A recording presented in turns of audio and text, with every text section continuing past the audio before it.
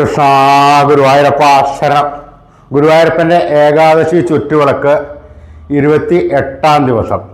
ഇന്നേ ദിവസം വഴിപാട് നടത്തുന്നത് പുളിക്കിഴെ വാര്യത്ത് കുടുംബം ഗുരുവായൂർ വകയായിട്ടാണ്.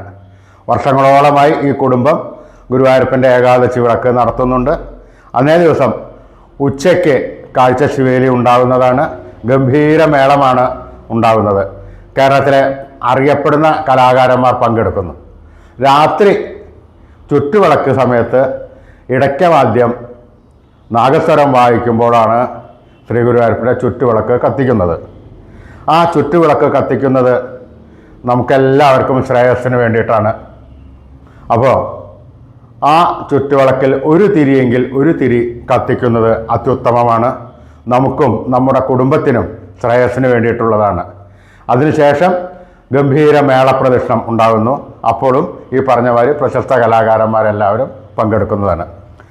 ഈ അഷ്ടമി വിളക്കിൻ്റെ അന്ന് ഉച്ചയ്ക്കാണ് ഗുരുവായൂരപ്പൻ്റെ സ്വർണ്ണക്കോലം എഴുന്നള്ളിക്കുന്നത്. അന്ന് മുതൽ ഗുരുവായൂരപ്പൻ്റെ എഴുന്നള്ളിപ്പിനെല്ലാം സ്വർണ്ണക്കോലം എടുക്കുന്നുണ്ട്. അതും ഒരു പ്രത്യേകതയാണ്.